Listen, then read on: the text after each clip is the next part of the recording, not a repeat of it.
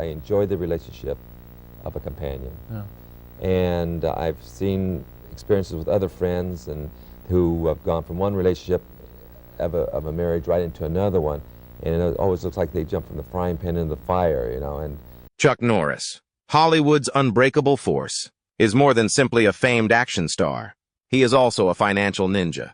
While you were witnessing him roundhouse kick on screen, he secretly built a fortune that left his own family baffled. Brace yourselves as we discover the riddle behind Chuck's jaw-dropping net worth and how he made all this money. Early life meet. Chuck Norris is a man with multiple abilities and an indomitable spirit. Chuck was born on March 10, 1940, in Ryan, Oklahoma, and his path from tiny town to global legend has been nothing short of incredible. Chuck's roots may be traced back to his parents, Wilma and Ray D. Norris. Ray D. was more than just a typical father. He was a World War II Army soldier, a mechanic with a talent for fixing things, a bus driver navigating life, and a truck driver traveling along the road of obstacles. Chuck is proud of his Irish and Cherokee roots, a rare combination that adds to his charm. Interestingly, Chuck's name was not picked at random. He was named after his father's pastor, Carlos Berry.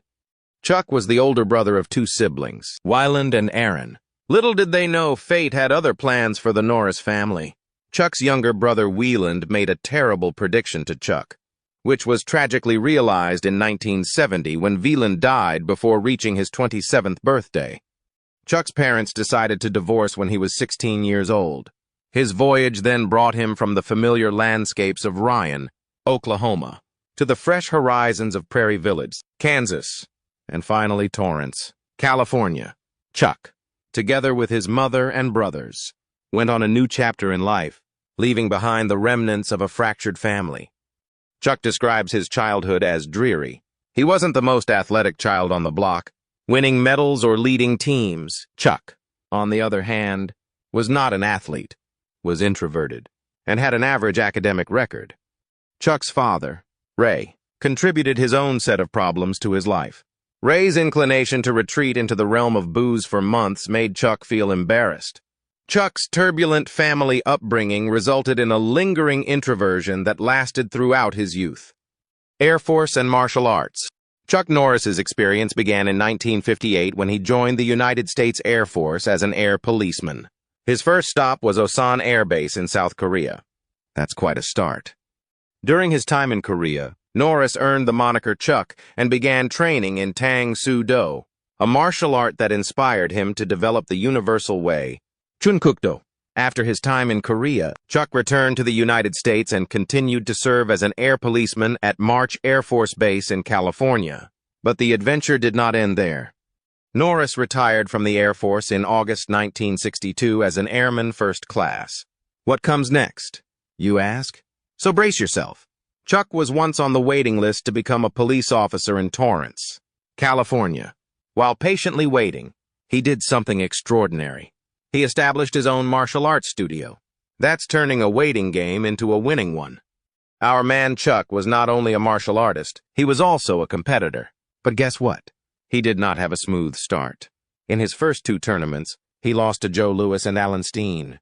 Talk about setbacks. However, defeats did not deter Chuck. He persevered and improved his skills. In 1967, Norris was not only participating but also conquering. He defeated Vic Moore and won the championship in a karate event. After 7 opponents, Chuck faced Skipper Mullins in the last match, and he won. A watershed moment occurred on June 24th at S. Henry Cho's All-American Karate Championship in Madison Square Garden. Norris took the title from Julio LaSalle and Joe Louis. Imagine the excitement. But Chuck wasn't only displaying his martial arts muscles, he also had a day job. He worked for Northrop Corporation and established a chain of karate schools. Guess who passed through his school's doors? Celebrities. Chuck's martial arts universe included Steve McQueen, Chad McQueen, Bob Barker, Priscilla Presley, Donny Osmond, and Marie Osmond. Chuck's 10th and last career loss was against Luis Delgado in 1968. Ouch. But wait a minute. Chuck bounced back. On November 24, 1968, he avenged his defeat and won the professional middleweight karate championship. And guess what? He held on to it for a full 6 years straight. Chuck didn't just celebrate April Fool's Day on April 1st, 1969. He also defended his All-American Karate Championship title in a round-robin tournament. Chuck retired undefeated from the Champions Tournament after winning the title for the second time. Talk about finishing on top. During this incredible adventure, Chuck met none other than Bruce Lee. Yes, Bruce Lee from the Green Hornet. They became friends and training partners, creating martial arts history together. Early roles. Chuck Norris's journey takes a cinematic turn in the early 1970s. Picture this. Chuck entered the spotlight in 1972 as Bruce Lee's enemy in Way of the Dragon, which was named Return of the Dragon in the United States. The film broke box office records in Hong Kong. This film, my friends, is widely regarded as the springboard for Chuck Norris's rise to celebrity. Way of the Dragon was more than just a film. It was a game changer. Fast forward to 1973, and Chuck adds to his acting resume with Jonathan Kaplan's The Student Teachers. It may not have been a martial arts epic, but every path has steps, right? Now for a narrative twist. Enter Steve McQueen, a martial arts student, and Chuck's pal. In 1974, McQueen recognized Chuck's talent and encouraged him to take acting training at MGM. That same year, Chuck plays the primary antagonist in Lo Wei's Yellow-Faced Tiger. In this one, he portrays a formidable drug lord in San Francisco who rules over the criminal underworld, including the police department. It's a story about corruption and a young police officer defying the obstacles. Hold on to your seats for this revelation. The picture, titled Slaughter in San Francisco, was not released in the United States until 1981. Yes, it took some time. But Wonderful Things might be worth the wait. It's defined as a low-budget martial arts action film that effectively capitalizes on Chuck's burgeoning popularity. Better late than never, right? In 1975, Chuck took a break from the movie to write his first book, Winning Tournament Karate. It's more than simply kicks and punches. It's a practical guide to competition training for martial artists of all levels. Chuck reveals all about speedy assaults, conditioning, and fighting drills. Now let's speak about Chuck's breakthrough performance in 1977's Breaker. He chose this one after turning down several offers for martial arts films. Why do you ask? Chuck desired stories with heart and emotional realism. And guess what? This low-budget picture proved to be a big hit. Sometimes, an underdog steals the show. But the true game shift arrived in 1978 with Good Guys Wear Black. Chuck considers this his first major lead role. And boy, did it raise eyebrows. No studio wanted to work on it, so what does Chuck do? He and his producers took matters into their own hands and four-walled it. That means renting out the theaters and taking whatever money comes in. And guess what? Good Guys Wear Black overcame the odds by grossing an astonishing $18 million at the box office, despite a $1 million budget, becoming an action film star. Chuck debuted as in the 1980 film The Octagon. This time the studios went all in, with American Cinema releasing and distributing the film. What was the result? A massive $19 million at the box office. Chuck was officially on fire, and the studios paid attention. Fasten your seatbelts, for in 1983, Chuck starred in Lone Wolf McQuade for Orion Pictures, directed by Carver. Consider Chuck as a reckless yet fearless Texas Ranger confronting an arms dealer depicted by David Carradine. This global smash blockbuster was lauded by film critics, who frequently compared it to Sergio Leone's sophisticated spaghetti westerns. And guess what? This film paved the way for Chuck's eventual hit television series, Walker, Texas Ranger. Roger Ebert gave it 3.5 stars and predicted that the character of McQuade would become a future classic. Who saw it coming? Chuck wasn't just conquering the big screen. He was also showing his literary prowess. In 1983, he published a book on workouts called Toughen Up, the Chuck Norris Fitness System. Why not share the secrets of remaining fit and fierce? And here's a fun fact for all you gamers. Chuck's martial arts skills made their way into the virtual world the same year. Zonox published the video game, Chuck Norris Super Kicks. Play as Chuck and free a hostage. Simple, right? When the Chuck Norris name license expired, it was renamed Kung Fu Super Kicks. Fast forward to 1984, and Chuck played Colonel James Braddock in Missing in Action, the first of a series of POW rescue fantasies. This was his first work with Cannon Films, and it was a huge success. The picture was a huge success, and Chuck became Cannon's brightest star during the 1980s. Hold on to your hats because the prequel, Missing in Action 2: The Beginning, was released in 1985. Colonel James Braddock's backstory was revealed, and the audience could not get enough. But that's not all. There's also Code of Silence, a criminal drama that earned great reviews and performed well at the box office. Chuck was on a roll, and fans couldn't get enough of his on-screen heroics.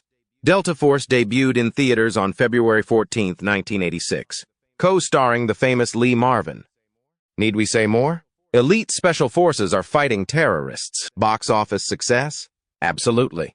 Chuck was not just popular on the big screen, but also in animation. Karate Commandos premiered on television, with Chuck voicing a cartoon version of himself heading a government team of agents. 6 episodes of animated action followed, with Marvel even creating a comic book version. That is what we call expanding the Chuck Norris world. But Chuck didn't stop there. With Firewalker in November 1986, he moved into new territory. In this J. Lee Thompson directed picture, they co-starred as adventurers alongside Louis Gossett. Junior Chuck added author to his list of accomplishments in 1987, with the New York Times bestseller, The Secret of Inner Strength. My Story. A look at Chuck's self-improvement mindset. Since becoming a martial arts legend wasn't enough, he also wanted to inspire others. Colonel James Braddock returned in 1988 with Braddock, Missing in Action 3. The action-packed adventure continued with Chuck's brother Aaron Norris taking over as director. Chuck was not only reprising past roles, he was broadening his repertory. Let's jump ahead to the 1990s. By 1990, Chuck's flicks had grossed more than $500 million worldwide. Yes, you heard that right. $500 million? Chuck was being likened to Bruce Lee, the legendary martial artist, and Clint Eastwood, the famed actor. Some even dubbed him the blonde Bruce Lee because of his martial arts film roles.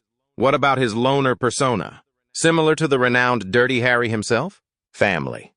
Chuck married Diane K. Holcheck, a 17-year-old high school classmate, in December 1958, when he was only 18. Young love. Correct? They met in 1956 while attending high school in Torrance, California. Fast forward to 1962, and the Norris family welcomes their first child, Mike.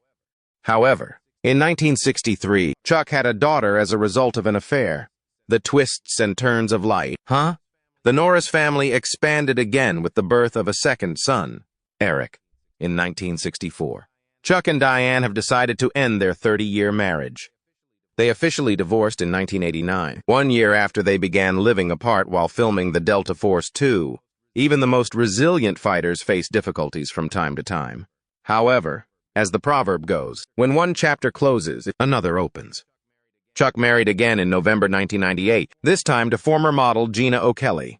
Gina has 2 children from her previous marriage. And on August 30th, 2001, she welcomed twins. Let's go back a little bit. On September 22, 2004, Chuck told Mary Hart of Entertainment Tonight about a pivotal incident in his life. He revealed that he did not meet his illegitimate daughter from a previous relationship until she was 26. Can you believe it? She discovered Chuck was her father when she was 16, and they only met after she sent him a letter in 1990, a year after Chuck divorced his first wife, Diane Holcheck. Life certainly has a way of shocking us, doesn't it? Net worth?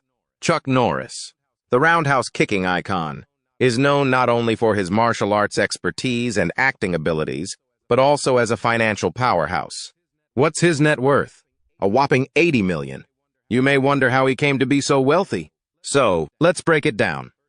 First and foremost, Chuck's acting career, business activities, and sponsorships have contributed significantly to his riches.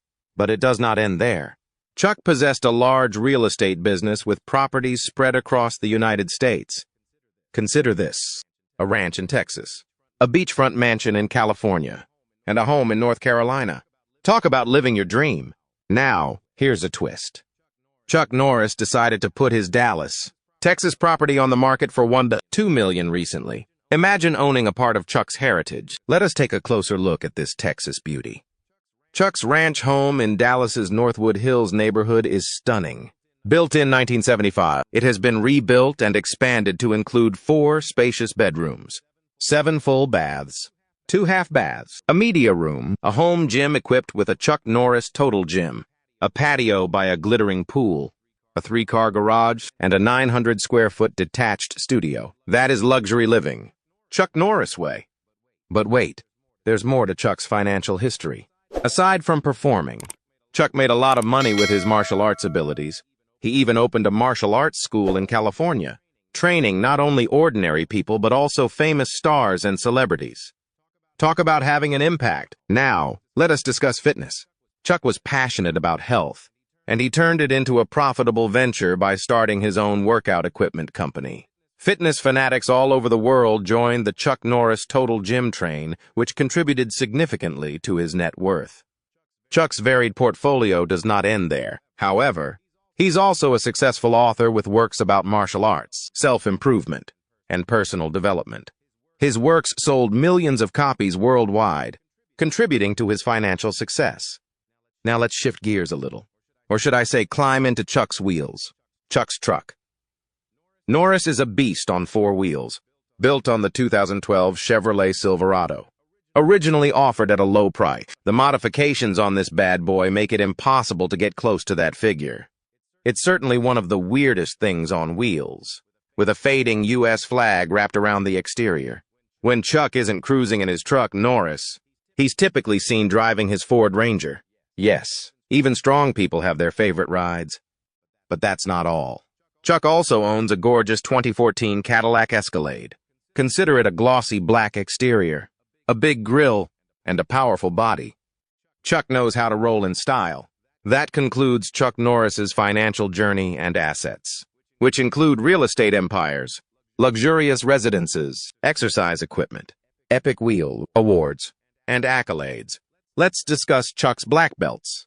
And believe me, there are a lot of them.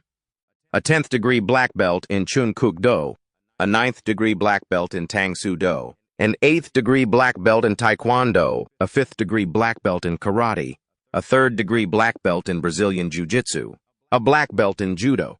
It's like a rainbow of martial arts mastery. Chuck entered the ring in 1967 and won the Sparring Grand Champions at S. Henry Cho's All-American Championship. And guess what? He did it again the following year, demonstrating that Chuck was not a one-hit wonder. Chuck achieved a key milestone in 1968 when he won the Professional Middleweight Karate Championship. Hold on. He didn't simply win it. He held it for an incredible 6 years. Talk about dominating the game. Moving on to 1969, Chuck's trophy rack became a little cluttered as he won karate's Triple Crown for the most tournament wins that year. But that wasn't enough. He also won the Fighter of the Year award from Black Belt magazine. Double trouble. Fast forward to 1982, and Chuck is not only a martial arts master, but also an action star of the year, having won the prestigious honor at the Show West convention. Hollywood was starting to take note of this natural phenomenon. Chuck's stars aligned in 1989 when he received his own Hollywood Walk of Fame star. It is a worthy homage to a guy who has had a lasting influence on the entertainment world. Chuck's international appeal was recognized in 1992 when he received the International Box Office Star of the Year award at the Show West convention. The man was more than just a national hero. He was a global phenomenon. But Chuck's trophy chest did not end there. In 1997, he received the Lone Star Film and Television Awards Special Award for becoming a Texas legend. It appears like Texas has discovered its real-life superhero. Chuck's winning streak continued when he won the BMI TV Music Award 3 years in a row. The man was more than just a martial arts legend. He had a pattern to his success. Chuck was inducted into the Hall of Fame at the Martial Arts History Museum in 1999. A well-deserved recognition for a guy who had dedicated his life to the art of warfare. Chuck continued to receive acclaim, including a nomination for Favorite Actor in a Drama from the TV Guide Awards in 1999. However, that was not enough. He went on to receive the Grace Prize Award for Inspirational Acting in Television. Chuck was more than just an action star. He was an inspiration. The World Karate Union Hall of Fame awarded Chuck with the Golden Lifetime Achievement Award in July 2000. A lifetime of commitment and skill is recognized in one shining moment. Chuck received the American Veteran Award's Veteran of the Year Award 2001 for his service to veterans. It wasn't just about the kicks anymore. It was about defending those who had served. But Chuck's accomplishments were not limited to Hollywood. On March 2007, Commandant General James T. Conway appointed Chuck as an honorary United States Marine. Imagine Chuck Norris as a Marine. He'd be a formidable opponent. In 2010, he won the Lifetime Achievement Award at Action Fest. Not only was he earning honors, but he was also solidifying his place in martial arts history. Chuck was named an honorary Texan in 2017 for his years spent on his ranch outside Navasota, Texas. His portrayals as Texas Ranger in Lone Wolf McQuade and Ranger Cordell Walker in the TV series, Walker, Texas Ranger, earned him the title of Honorary Texan in many hearts. And if that wasn't enough, Jesse Bowen of the American Martial Arts Alliance produced 2 versions of a book honoring Chuck called Martial Arts Masters and Pioneers Biography. Chuck Norris, Giving Back for a Lifetime in 2020. Chuck's story appears to be one for the books, literally, political endeavors. Chuck Norris, best known for his martial arts prowess and action-packed Hollywood career, is more than simply a force on the big screen. He is also a prominent political figure. Norris took a dramatic step beyond his on-screen heroics by entering politics and joining the Republican Party. His political power was demonstrated by his outspoken support and significant financial contributions, which left an indelible effect on numerous political races. Norris's support for the Republican Party has been steadfast, and his endorsements have had a significant impact on elections. His legendary tough guy appearance, along with a reputation for discipline and power, has appealed to a large segment of the conservative base. Candidates for political seats have avidly sought Chuck Norris's endorsement, recognizing the potential boost it might bring to their campaigns. Furthermore, Norris' financial contributions have been a valuable asset for Republican politicians. His willingness to extend his money in favor of political issues that coincide with his values has resulted in tangible support for campaigns at both the state and national levels. The Chuck Norris endorsement is more than just a celebrity nod. It represents genuine support, and this authenticity has increased his political influence. A well-deserved break. Chuck Norris made a significant decision in 2012 to forego the glitz and glamour of Hollywood in order to focus on something far more important: his beloved wife, Gina, health and well-being. Gina was facing major health issues at the time, and Chuck, exhibiting a deep dedication to his family, chose to devote his time and attention to her care.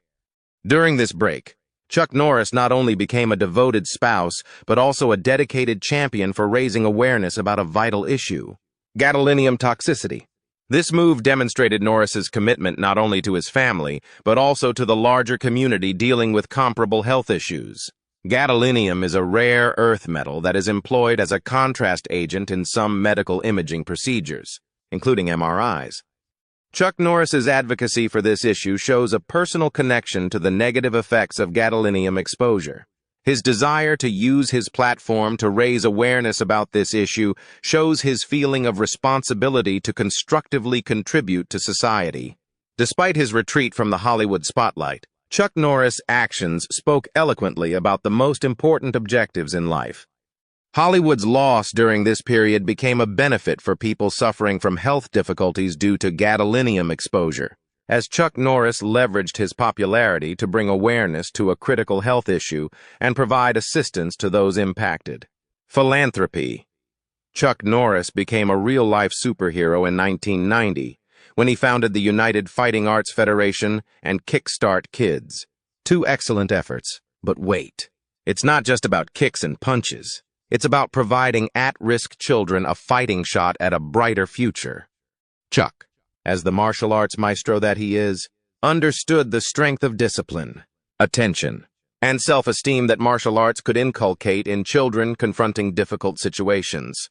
So he founded these organizations to train these young people, directing them away from the pressures of drugs and onto a path of strength and optimism. Chuck feels that by directing their energy onto something empowering, these children might create a better future for themselves. And guess what? A percentage of the earnings from his property in Navasota, Texas, where he bottles water, goes to environmental causes and kickstarts kids. Talk about making each drop count. However, Chuck's superhero quest does not finish here. He is well known for his generous contributions to organizations such as Funds for Kids, the Veterans Administration, the United Way, and the Make-A-Wish Foundation. Chuck participates in fundraising efforts, demonstrating that he is more than simply a martial arts legend. He is also a legend of compassion. Now let's go back a little to see why Chuck is so devoted to helping hospitalized war veterans. It all stems from his experience serving in the United States Air Force in Korea. Chuck's personal experiences inspired him to become a spokesperson for the United States Veterans Administration. His objective is to shed light on topics important to our heroes, such as pensions and health care. Chuck was named Veteran of the Year at the American Veteran Awards in 2001 in recognition of his persistent work and unwavering support. That is what we mean by making a real impact. However, Chuck's heart does not stop at the borders of the United States. Nope. In India, he is a pillar of strength for the Vijay Amritraj Foundation. This great organization is dedicated to assisting those affected by disease, sorrow, and circumstance. Chuck's gifts have done miracles, allowing the foundation to assist pediatric HIV homes in Delhi, a blind school in Karnataka, and a mission in Cochin that cares for HIV-infected adults as well as mentally ill people. It's as if Chuck is sending a tsunami of kindness across the world. Consider a martial arts icon utilizing his fame and money to spark positive change in the lives of children, veterans, and others suffering in distant regions. Fighting for a better world is more than just a fight in the ring. So the next time you hear about Chuck Norris, know that behind the roundhouse kicks and action-packed movies is a man with a golden heart who is making a difference. One punch, contribution, and act of kindness at a time. Thanks for watching. We'll see you in the next video.